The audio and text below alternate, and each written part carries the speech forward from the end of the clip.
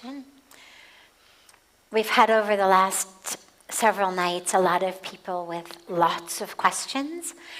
Try to do just one first so that other people have an opportunity to ask theirs. And then if there's time, we can come to your second question also. But just to try to give an opportunity to whoever has a question. But starting as always with one of those that has come in advance.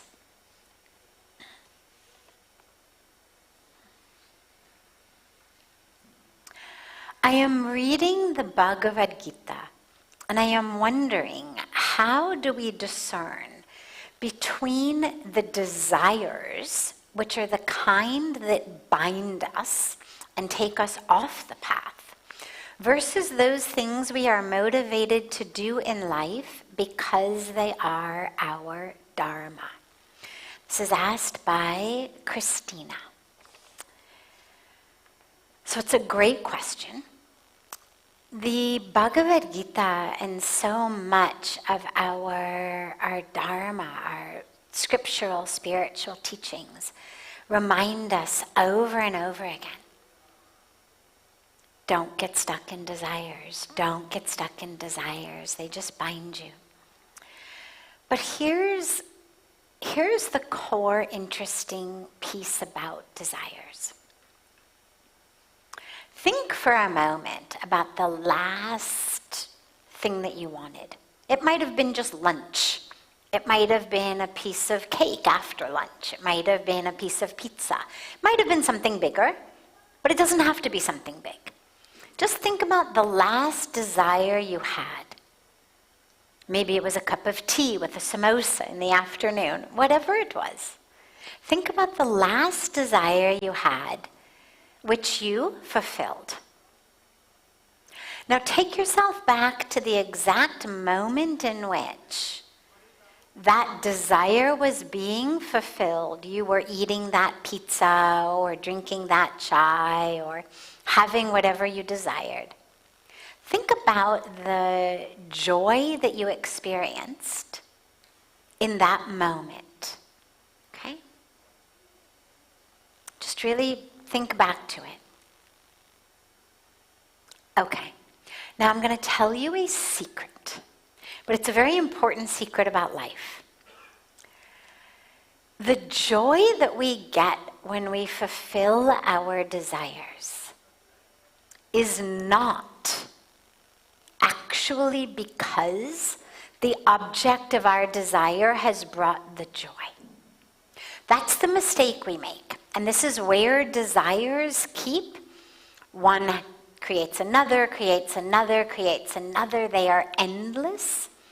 And we get wrapped up in their trap like a little bug stuck in a spider web. Like that's the beginning of the end for you. And here's what happens. Let's say I was desiring a cup of tea and a samosa in the afternoon. Okay? Something little, relatively harmless, unless you've got, diabetes or high cholesterol or something. Okay. Now look what happens. I'm thinking since lunch, when am I going to have my chai and samosa? When am I going to have my chai and samosa? And as it starts to get into the afternoon, my mouth starts to water like Pavlov's dogs every time I'm thinking about it.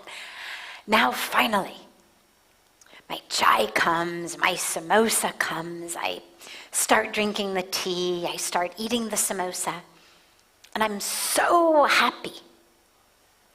But my mind makes a very dangerous mistake. My mind says, this is so wonderful.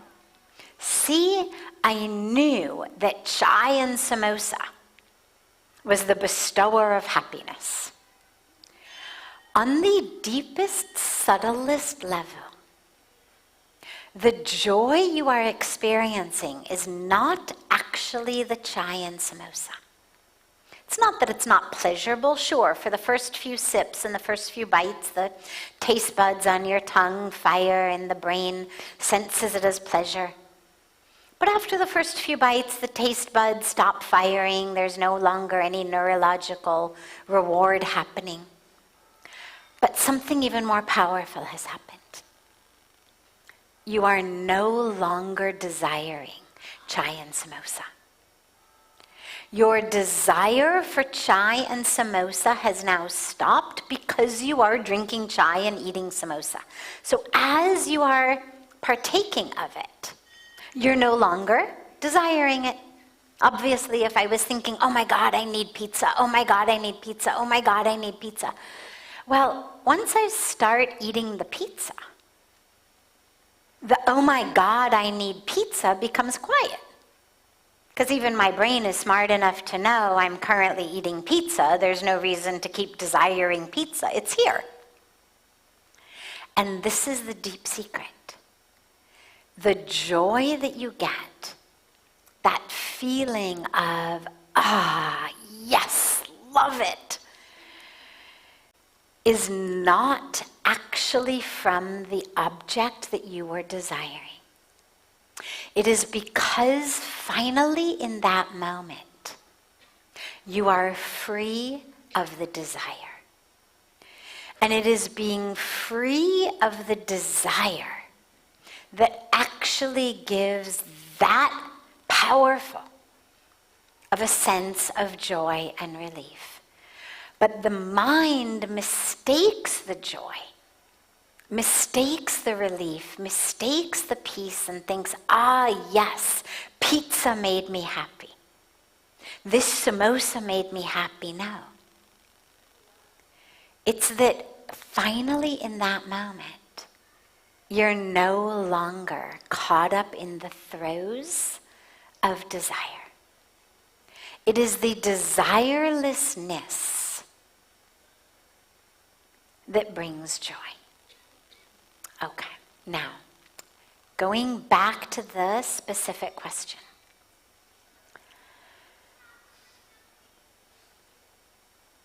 Whether you are desiring pizza or whether you are desiring enlightenment, either way, it is an energy that catalyzes you. That's all desire is. It is an energy that catalyzes you. The question is, where does it catalyze you to? Where is that energy pushing you? My desire for pizza is going to send me into a pizzeria. My desire for enlightenment is going to send me into meditation. It's going to send me to satsang. It's going to send me to ashrams. It's going to send me to the banks of Ganga. It's going to send me to yoga class. And therefore, the desire for enlightenment or spiritual growth is something that actually is filling me with things that benefit me. And so the desire itself is not bad. No desire is bad in and of itself. The dilemma arises in the expectation that I'm going to get what I want. And in that case, whether it's pizza or whether it's enlightenment, the desire, if it is attached to expectation, it can lead to frustration and misery. Every day, not enlightened yet. Stupid spiritual practice, stupid meditation. Look, I'm still not enlightened. I've been wasting an hour every day. I could have been doing something else. Still not enlightened. Stupid guru, stupid practice, stupid, right? So a desire even for something that is very beneficial, that is my Dharma. If the desire is wrapped up with expectation that just because I desire it, I'm going to get it, frustration anyway. So whether it's pizza or enlightenment, no problem with desiring it. Obviously, it's better to have a desire for things that lead you into healthy, beneficial, transformational activities. But even there, I'm going to start doing yoga. My body's going to get healthy and strong. I'll be able to stand on my head. I will get balance. A week later, still can't stand on my head, stupid practice, stupid teacher, wrong yoga studio. Even a desire for something good has made me stuck because I have had an expectation with it that the object of my desire is going to come right away. So have a desire, no problem. But make sure that there is not an expectation attached to the desire. So it gets fulfilled, fine, lovely. It doesn't get fulfilled, okay. Let the desire be that every minute and every moment I am awakening more and more. Every minute, every moment, I am getting closer and closer to truth.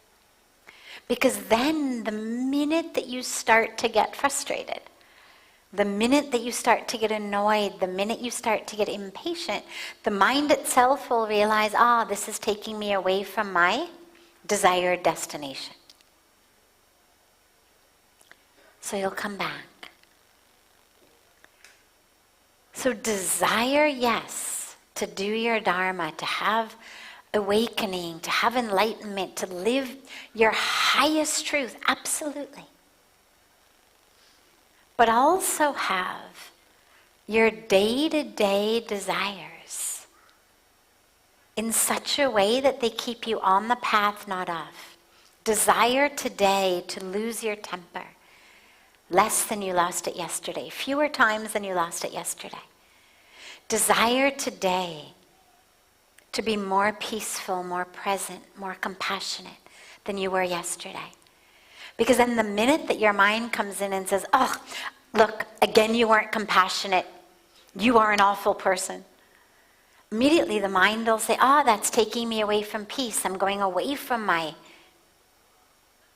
goal. I'm going away from my destination. And you'll come back. So set your desires, your goals as ones that take you exactly where you want to go. But hold them gently so that if it doesn't get fulfilled according to the time limit that you've given it, right? Got to be enlightened by Saturday. You don't want that. Because then you just get frustrated. Hold the desire. Why not? You can be enlightened right here, right now. But just make sure that you hold it with a lightness of compassion and love without an expectation of it being fulfilled.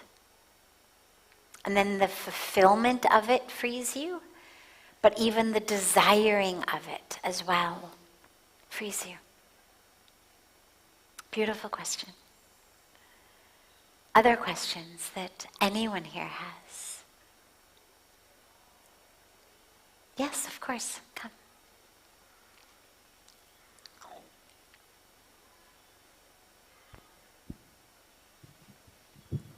Om Namo Narayan Bhagawatiji. My name is Vivek. I'm come from Dubai. My question is, how do I stop blaming others for the share of grief I'm getting from them? My share of grief, which they are like medium. So how do I stop blaming them? Great. Beautiful question. How do we stop blaming others for just being the medium through which I am getting the grief that I am karmically destined to get? Wonderful. Through gyan, through that wisdom, through recognizing that essentially what you're doing is killing the messenger. Somebody comes, when you get angry at them for the grief, you are killing the messenger. You are being angry at the one who, as you say, is just the medium of giving me what I am, what I need. It's like being angry at the doctor or the nurse for giving you the medicine that doesn't taste good, but ultimately is exactly what you need to get healthy. So through gyan, that's it. Just that wisdom, that commitment to awareness. You have the awareness now sitting in satsang to ask such a beautiful question. if you can bring more presence and mindfulness, calmness of mind into your life, then what you'll find is even in those moments when they are giving you the grief, you will be able to say thank you. Thank you for being such a kind bestower of that which was my karmic due. Thank you for giving me this medicine that is so bitter and awful, but ultimately I know is what I need. And just practice that over and over when somebody's giving you pain, instead of cursing them, either out loud or in your mind. Say thank you. Say it in your mind, say it to them. And whenever people cause you pain, just say thank you. Thank you so much. It'll really confuse them. Chances are they'll stop causing you pain anyway, because nobody gets thanked for it. So that in their confusion anyway, chances are they will stop. But regardless of what they do, your mindset has shifted. And that's the key. The key to our happiness or our misery is our mindset. It's all about our mindset. How do we face the world? I'm reading a book right now, highly recommend it, called The Happiest Man on Earth. A book written by a man who died at 101, wrote the book at 100. He was a survivor of the Holocaust. He had been in 3 different concentration camps, including Auschwitz.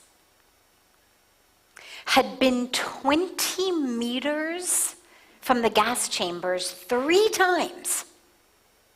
And on 3 different occasions, for different reasons, was pulled out of the line. Managed to escape, but was in horrible, horrible shape, having been starved, and, he was something like 27, I think he said 27 kgs. Now you imagine, full-grown, 20-something-year-old guy, 27 kgs, 27 kilos. It's nothing, it's 57. It's like just over 60 pounds. For a few years, he was obviously traumatized, angry, as one can't even imagine. And yet, he then made a commitment. He made a commitment that if God saved him for a reason. And the reason was not to be angry and miserable. The reason was to be happy. And that he has seen the worst of what human nature can possibly do. And he has survived. And that therefore he made a commitment to be helpful, to be giving, to be generous, to be happy every day of his life. It's an extraordinary book. I haven't finished it yet. But you think, my God, if somebody who's been through what this man has been through, and all of his parents were killed, his family was killed right before his eyes, everything they had was taken from him, had nothing. You think if someone like that, who has been through that, which no matter how much any of us has been through, is worse than any of us could even imagine going through, and has made a commitment to be the happiest man on earth, right? Kind of puts us to shame a little bit, no? It's like, my God, what am I complaining about? So it's all about mindset. That's why I picked up the book, because that for me is what I live, what I believe, what I teach, is it's all about mindset. But you think this is really like the worst of human nature. I've also, spent time studying about, reading about, and by a woman whose young child was shot in one of the school shootings in America, kindergartner, 4 or 5-year-old kid. She ended up founding a foundation called something like Choose Love. Now you think people who have every reason to spend the rest of their lives angry, miserable, and nobody would fault them for it. Nobody would say, my God, why are you so angry? Of course you're angry. Your kid was shot. But no, they've made commitments to forgiveness, to love, to happiness. And it just, for me, reading and hearing these stories always reinforces this very deep belief I have from my own life and from what I've seen, that it's all about the mind. And that there is nothing that anyone can do to you that actually can steal your peace and your joy if you don't want it to, and if you don't let them. So you saying, thank you so much for being the one who gives me my karmic due, it's great because it shifts your mindset. From instead of being, oh my God, this is awful, how dare you, I didn't do anything, I was such a good person. It shifts your mindset into a mindset of gratitude. Of whatever you're doing to me, I'm going to be happy. Whatever you're doing to me, I'm going to be thankful for it. And all of the research shows us, science research, historical research shows us, this is the way. It's the way to be happy. It's the way to find peace. It's the way to fulfill your Dharma, your potential. So beautiful. Wonderful. Just keep bringing that gyan into every minute, every moment, so that you can be thanking them while it's happening, not only later on when you're looking back on it. Yeah. Wonderful. Thank you.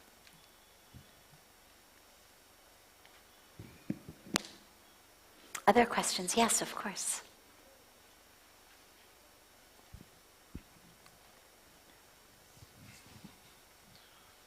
My name is Anil Mathur. I am industrialist making some engineering things with defense and all. My question is that why the God has created us? He has created us by putting our soul to the physical body, created one physical body, one soul, merged together, expected certain rules and regulations from us, follow that, spiritual awakening, everything, and keep on practicing good, cutting the fundamentals clear, good, and all of a sudden 80 years, 90 years, 60 years, you die. So why does he want that? What's the point? Yes. What's the point? Why this? This is, you achieve something, then you feel, yeah, you achieved something, physical world. No. Physical world is not important. Yes. Your spiritual world is important. You start practicing your spiritual thing. And you sharpen your skills on the spiritual thing. And then finally, after some time, you feel neither the physical things, achievements, nor the spiritual achievements, everything is gone. You are not nowhere. So,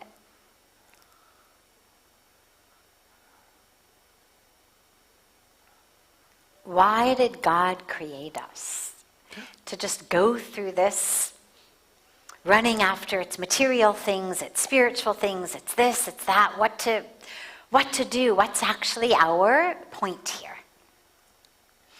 We have what you can think of as a twofold Dharma. We have this universal Dharma, which applies to all of us, which is the awareness, the recognition, experientially, not just in my brain because I hear somebody say it, but actually an experiential awareness of being one with the divine, one with existence, one with the supreme reality, one with Brahman. When we say aham brahmasmi, or we say tattvam asi, or we say soham, these are ways of reminding us of our true self, that we are not the bodies, that we are supreme reality. That's who we are. And yet, so that's one layer of our Dharma.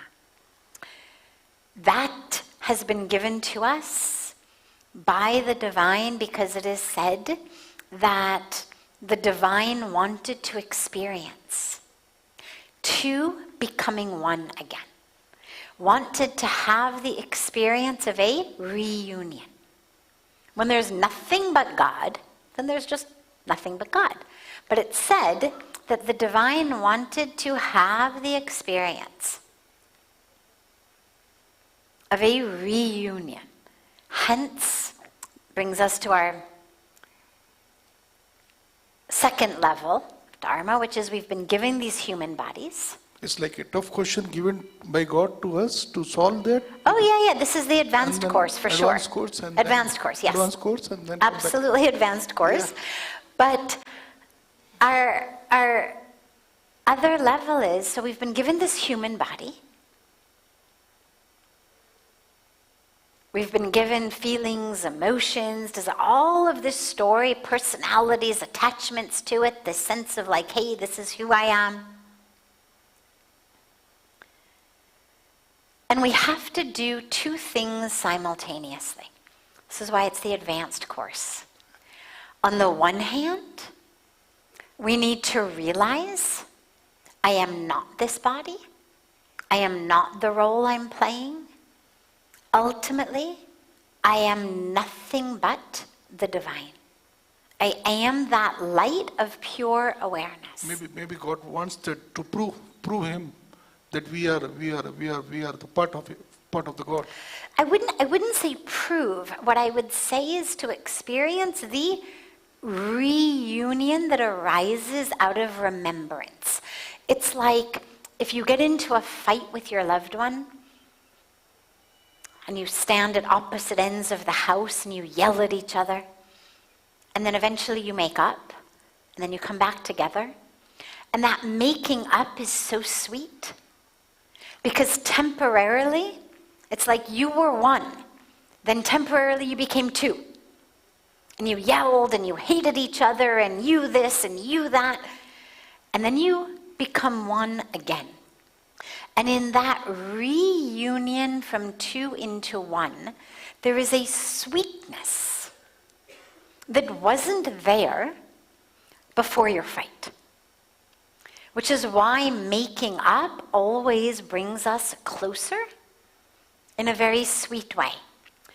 So on that higher level, it said that the reason that we've been created is so that we remember that we are the divine, so that we reunite with God on a level of consciousness, awareness, to becoming one, that sweetness of remembering, oh yeah, I'm nothing without you, oh yeah. And at the same time, here we are in these human bodies, with our karmic packages, with our skills, with our abilities, with our resources, with our histories, with our opportunities, and we are absolutely meant to use them, and to use them to serve this world. And this is why it's the advanced class, because we have to do both simultaneously. On this level, the higher level, everything is perfect. There's nothing but God. What do you mean poor child? What do you mean sick woman? What do you mean polluted river? What do you mean climate change? What do you mean hunger? What do you mean poverty? There's nothing but God. Nothing but God. There is nothing but God's perfection. And it is every single one of our Dharma to feed the poor, to uplift the fallen, to help everyone, to serve, to have compassion. And so we need to actually coexist simultaneously in both levels. We remember that it's all God and it's all perfect, and we volunteer at soup kitchens, and we donate money, and we help others, and we plant trees, and we pick up trash, and we do this, and we do that. And when you can do both simultaneously, that's when you know that you've achieved the advanced course. Okay, thank you. And the good news is you get to keep coming back lifetime after lifetime until you get it right. The universe is infinitely patient. Any other questions? Yes, of course, come.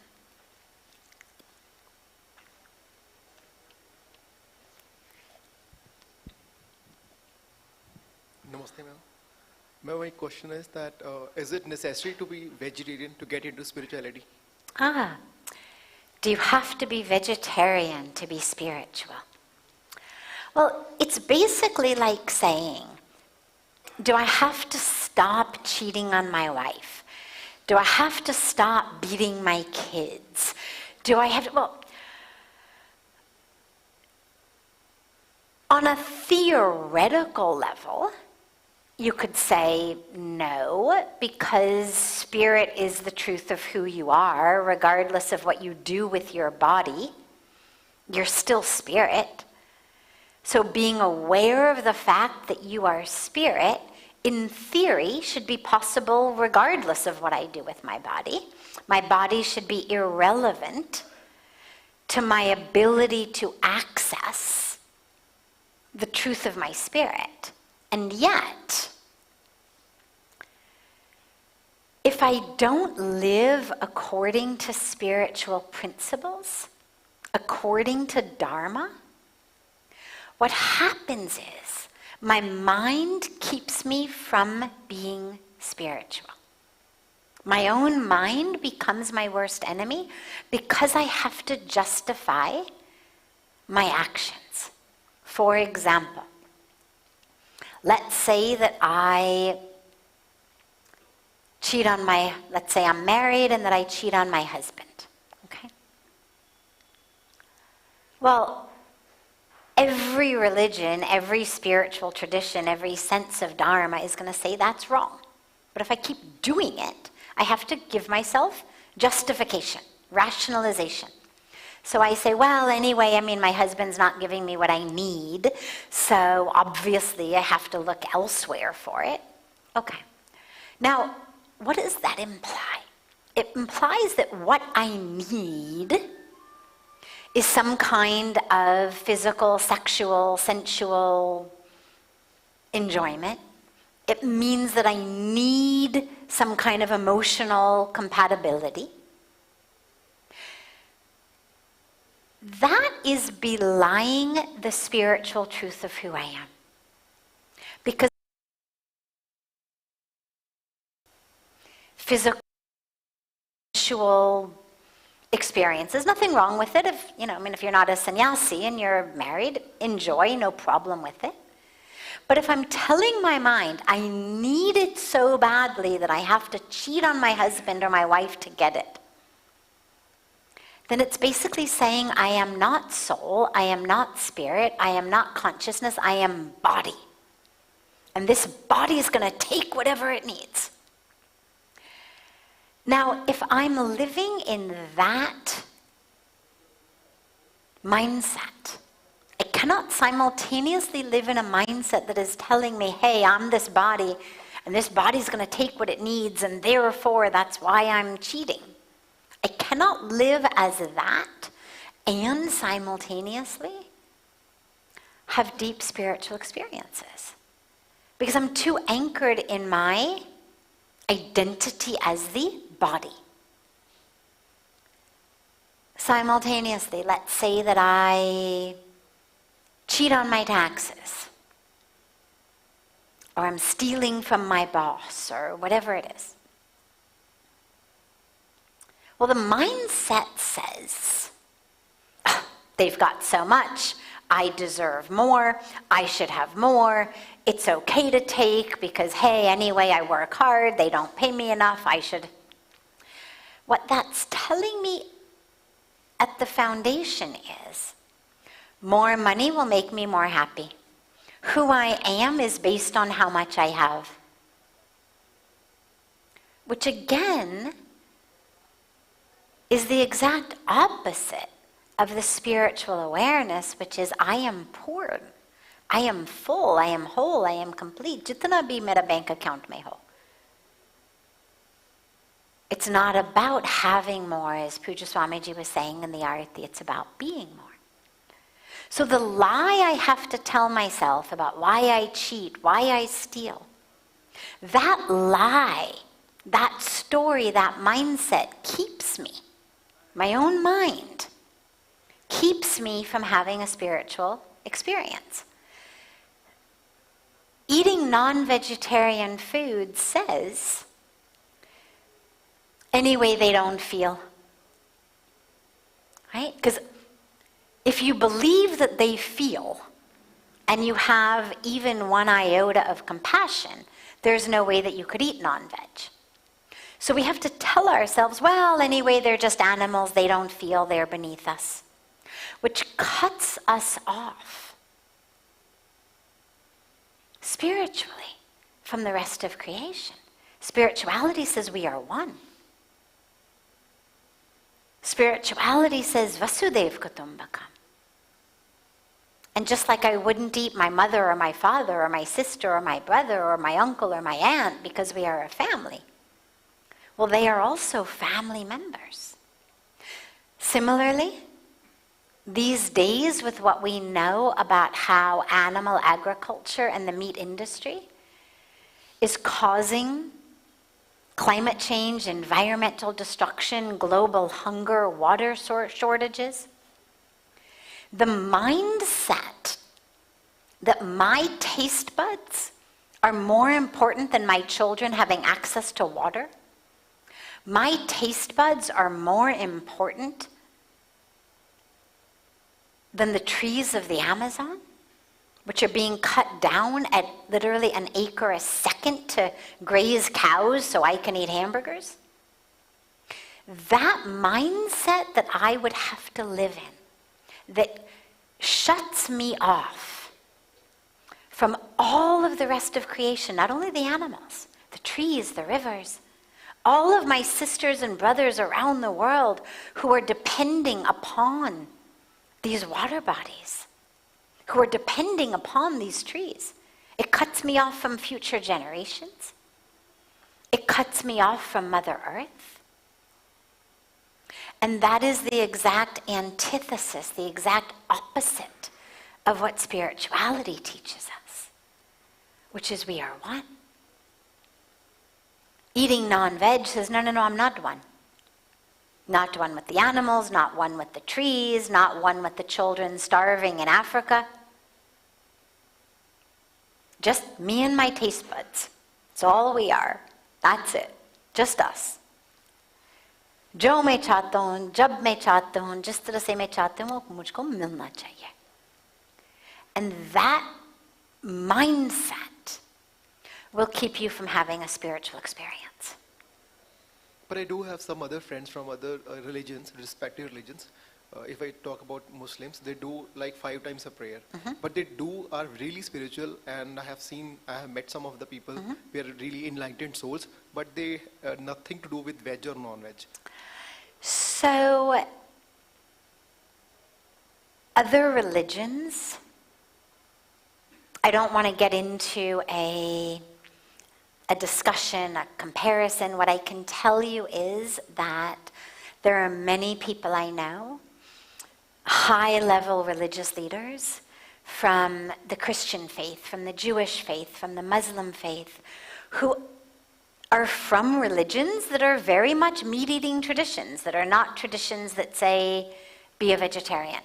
But in their depth of spirituality, because whether it's the Bible, whether it's the Torah, whether it's the Quran, whether it's the Guru Granth Sahib, the teachings around compassion are there. The teachings around sharing are there. If it were only a matter of the animals, it would be a different situation. We are now in a situation today where meat eating is taking food out of the mouths of hungry people. And there is no spiritual tradition I know of that says, I deserve the food of others. There's no spiritual tradition that would say, oh yeah, you see that poor child with a piece of stale bread in his hands that he's eating because he's starving on the street? No problem, go and take that bread away from him, that's okay. Any religion would say that is a sin. To steal the bread out of the hands of a starving child is sinful. And every time we eat meat, that is exactly what we are doing. It takes 16 times as much grain, means what we call anaj. Wheat, corn, soy, rice. It takes 16 times as much grain to produce meat as it does to produce vegetarian food. So if I have 16 pounds of rice, of corn, of soy, of wheat, either I can produce 16 pounds of bread, of chapatis, of pasta, of rice, or I can produce 1 pound of meat. Because you have to feed all of that to the cows that eat it, digest it, poop it. And at the end of the day, when you finally kill that cow, the ratio is 16:1. For 16 pounds of grain that goes into that cow, you get 1 pound of beef. Which means that every time you are eating meat, you are saying, let those 15 people starve. Tens of thousands of people die of starvation every single day. Every day. You tell me what spiritual tradition says no problem. Let them starve. You deserve their food. There is no scripture, no spiritual tradition I am aware of that I have ever heard of that says, let 15 people die so you can eat whatever you want to eat, whatever pleases your taste buds.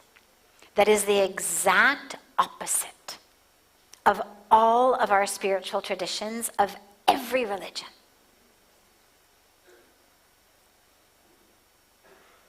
When we are deeply connected to the divine, in the presence of the divine in this creation, and when we have understood deeply the impact, the consequences, the ramifications of our actions upon the planet, I do not believe there is any way that someone could stay a meat eater.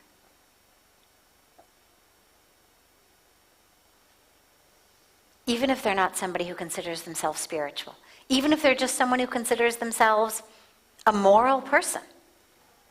You don't have to be religious to be vegetarian. I know lots of people who are vegetarians, vegans, who aren't even religious, but who care about starving children, who care about the rainforests, who care about the water, who care about the future of the planet. So it's not just a matter of like, we say the cow is holy, so you have to be vegetarian. Doesn't matter if you think the cow is holy. Life is holy. Our future is holy. Children everywhere are holy. And in the same way that our hearts break when we see children die, of any religion, our religion, other religions, doesn't matter. Our hearts break when we see them die. Anybody who can watch children die of hunger while they have the power to actually save their lives is either someone who does not know that or someone who's not nearly as spiritual as they say they are. Yeah. Thank you. Great. We'll start with your question tomorrow. We're going to bring satsang this evening to a close. They can call Aapki question or Aapki question say hum shuru kare. Have a beautiful, beautiful rest of your evenings. Beautiful morning and day to our family joining us online from all over the world. And I look so forward to seeing you all tomorrow.